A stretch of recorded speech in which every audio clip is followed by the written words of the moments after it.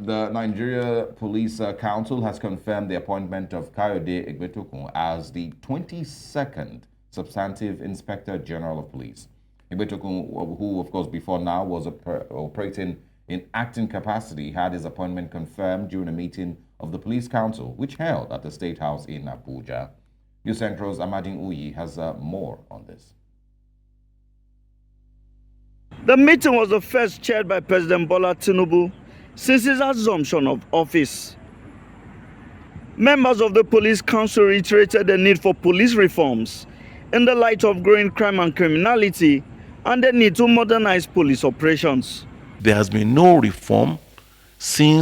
meaningful reform since the establishment of the Nigerian police force. The council approved the confirmation of the Inspector General of Police, who was appointed about 3 months ago. It was the decision of the council that confirming him now will give him the necessary, confidence to lead his men.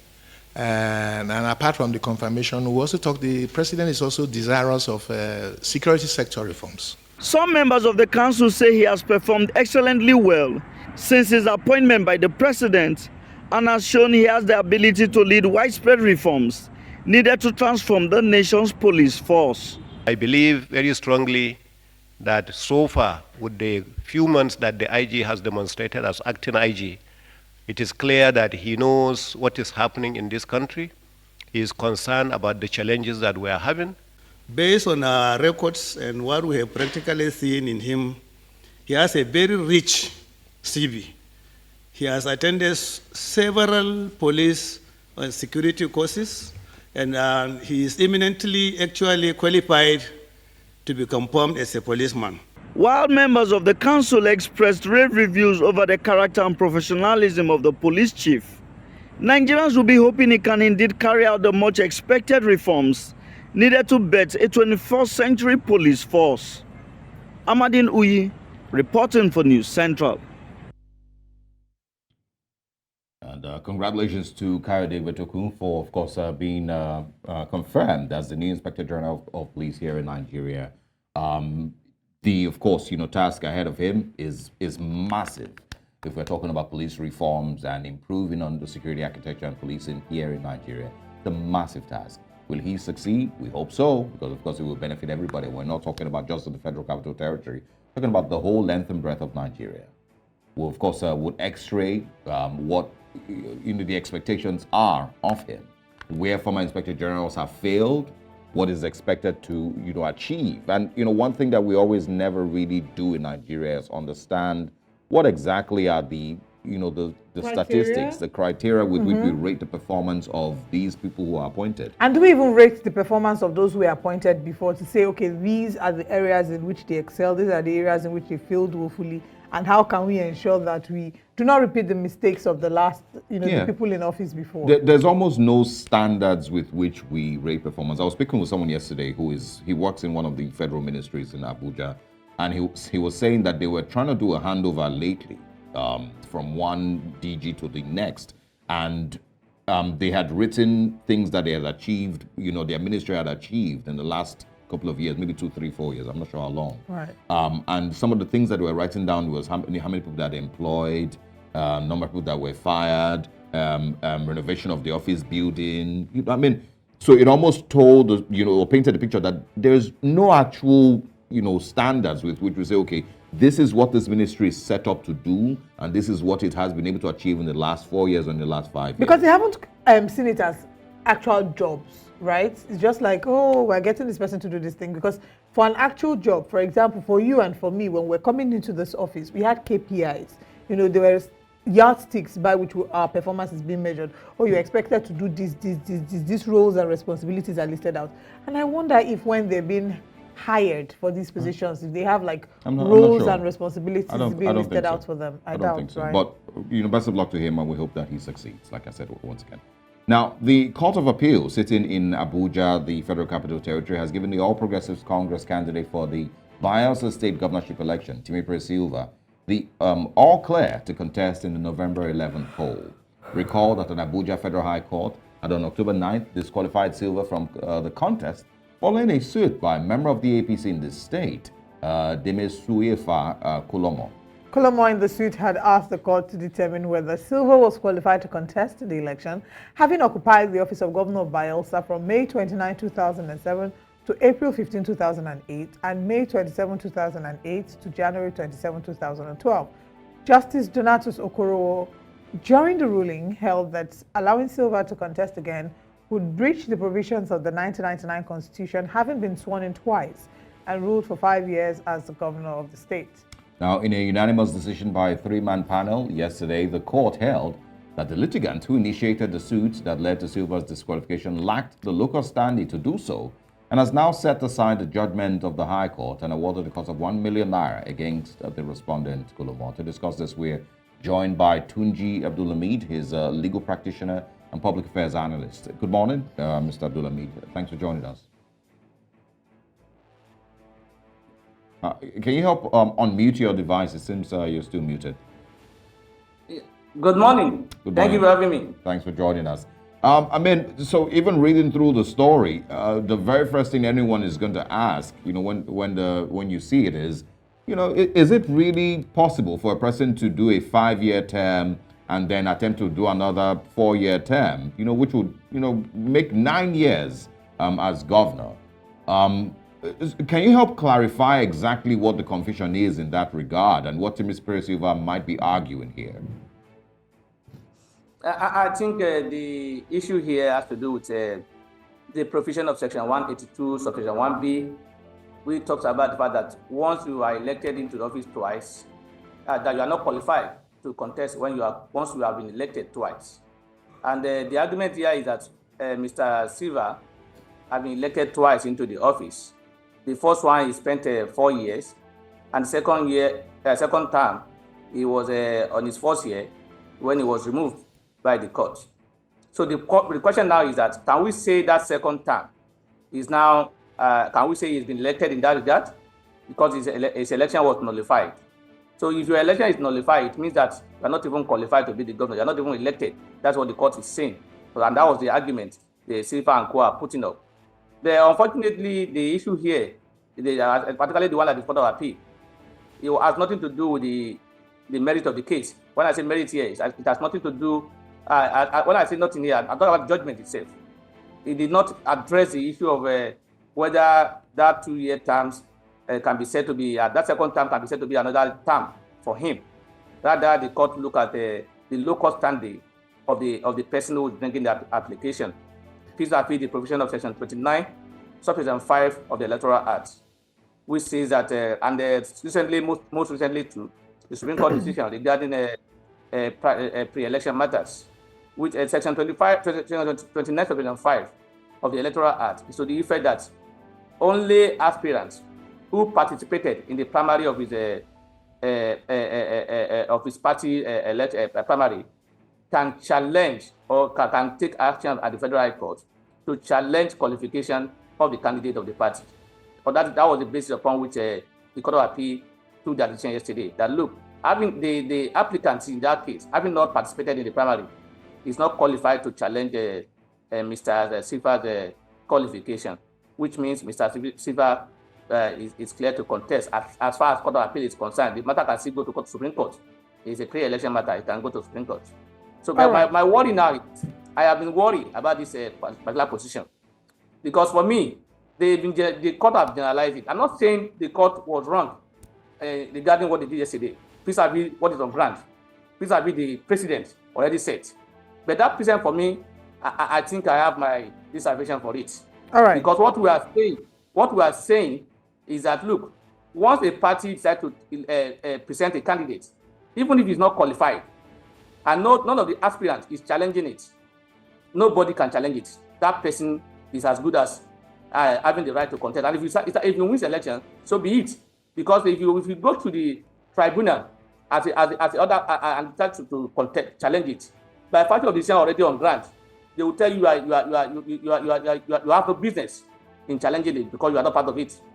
That is a pre-election matter. So at what point will it not be contested? For example, now if assuming truly Mr. Sylva has done 2 terms now, and none of the candidates or aspirants in his political party challenge that, which means he will contest and he will win, and that would be a constitutional crisis, because the other party PDP, APC, Labour Party, other parties that will be contesting against him, will not have that right to challenge that position at the tribunal, because based on the president already on grant. Because what we had, if you look at the presidential, the recent presidential tribunal, they are regarding the Setima's qualification nomination, even at the Supreme Court. Supreme Court said, look, you are not a party to this, you are not a member of the APC, you are not an aspirant, therefore you have no right to challenge it. So what does it mean? It said, for me, we need to review it. We need to look into it and see how it can be corrected, because this can create a crisis in the future.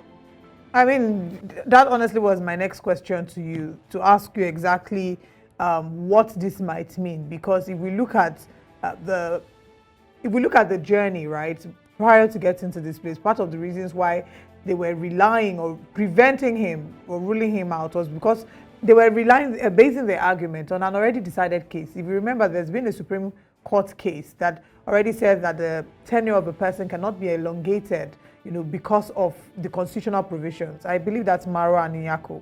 And what would this then mean is what the concern is. If this gets to Supreme Court, like you mentioned, it's a pre-election matter, it has the potential to get to Supreme Court. I don't know what the position is yet, if the opposition will take this to the Supreme Court, and if it does get to the Supreme Court, and the Supreme Court then decides to uphold the decision of the appellate court, what would that then mean? Would it mean that we might have to review the Constitution? Or what exactly would it mean? What we need to do is to not the Constitution itself, is the Electoral Act. For me, it will mean that, look, we are creating a constitutional imbalance and irregularity, because as it is today, the right to challenge that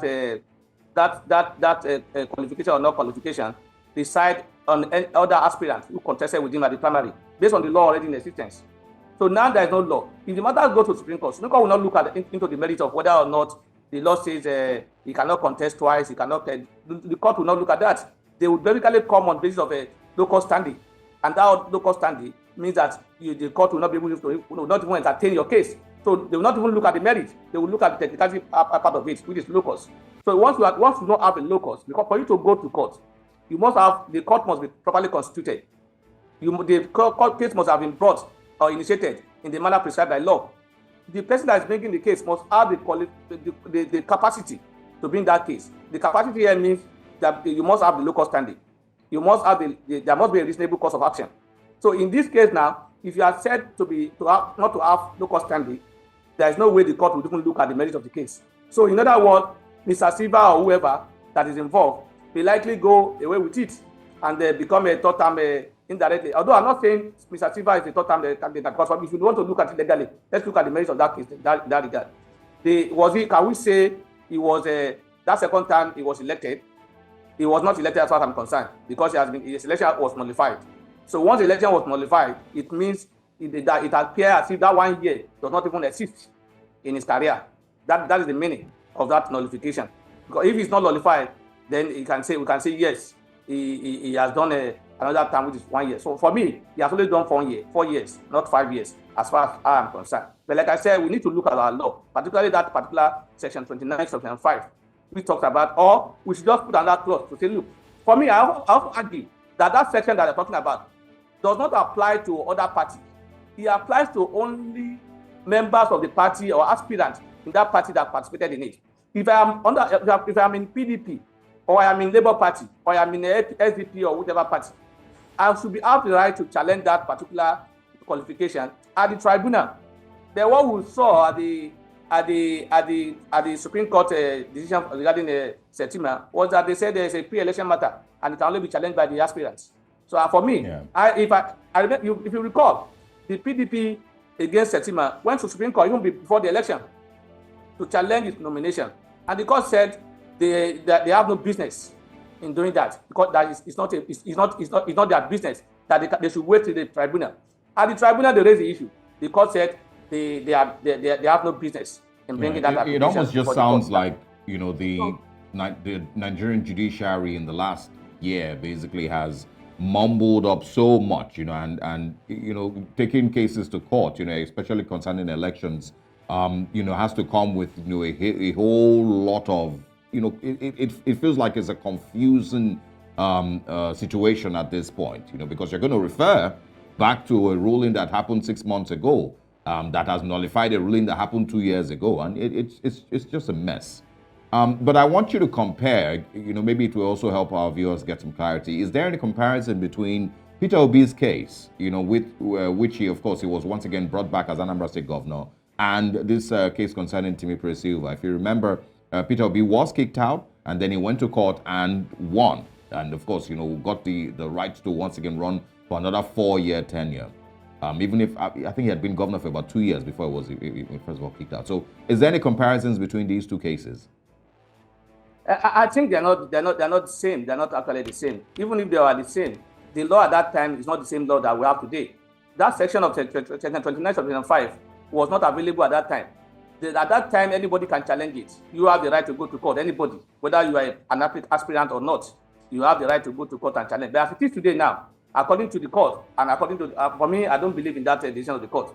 According to the court, they believe that only aspirants, and it must be at the pre-election matter, can challenge it. So for me, the Peter Obi case is not actually in all four with the case at hand. I think he also completed. I can't remember actually the what happened. But I think he completed his tenure after the removal of Andy Uba, yes. Andy Uba at the time. So and that because the law that was the law. So when we're looking at it, we have to also look at what was the position of the law at the time, because the law has been changing, and there are a lot of changes in our law. So I cannot say precisely whether or not because I can't recall precisely what happened in that of this case any longer. So for me, I think they are not on all four, because the law at the time is not the same thing with the law that we have today. And so we have to look at that as well. So when you are making decisions, you don't just make decisions based on what has been done in the past. You have to also look at the current position of the law. But my own point is that, look, that interpretation being given by the court to Section 29(5), I think for me is overboard. For me, because you cannot say what they are saying directly is that if I try to bring somebody who is apparently not qualified, and his party decides to say we are not going to challenge it, that means that person will become either governor or president without anybody being able to challenge it, because nobody can challenge it by virtue of our law today. They say only the aspirants. So let's assume the aspirants has agreed that we are not challenging it. Who will not challenge it? Nobody. So for me, I think we have to review that particular decision. And that, unfortunately, like what you said earlier on, I won't lie to you. Our system is the way it is. We have this confusion regarding conflicting decision, because most times, with due respect, the cases in court are not determined based on law any longer. There are influences. There are external influences as to reason why judgment has been given. Which is quite an unfortunate situation, because one of the things that you talk about when, as a lawyer, you're learning that the law is blind to any external influence, and that the law basically grants, adjudicates on the matter based on the facts presented before it and already decided cases.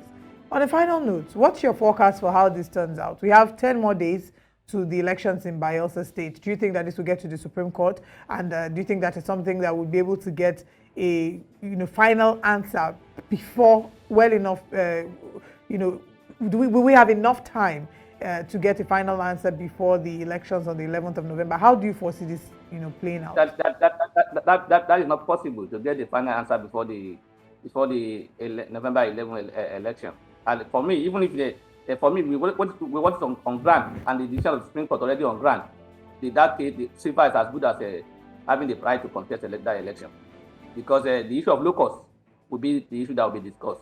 I think it's high time that Supreme Court, at the highest court of the law, should not only look at the technicality of the issue, should also look at the merits whenever the matter comes up, and then sue for particularly when it has to do with the issue of a constitutional matter or electoral matter. Look at the merit of the case. Forget the technicality of it. You are the Supreme Court. You are the highest court of the land. Review it and see whether or not there's a need for you to even go into it. So the issue of you don't have locals, you don't have this and that, but in this kind of institution, I think there's need for it, because this particular case is a special case. Let's assume that 1 year is truly part of Mr. Sylva's case. So if Mr. Sylva now win the November 11 election, that automatically will be used for 9 years, which is contrary to the law. So unfortunately, the issue of low cost will not allow them to look into it. So, and I will not expect anything different from the Supreme Court when the matter goes, if the matter goes to the Supreme Court. All right, Mr. Hamid, thank you so much for joining us on this conversation. Best of luck to the people of Bayelsa State. Timipre Sylva has been governor there. I'm not sure that his record, as Bayelsa State governor is that exciting, to have anybody celebrating, his return. But we'll see. And of course, good luck to them. We'll see how the election goes on the 11th of November. Thanks for stopping by.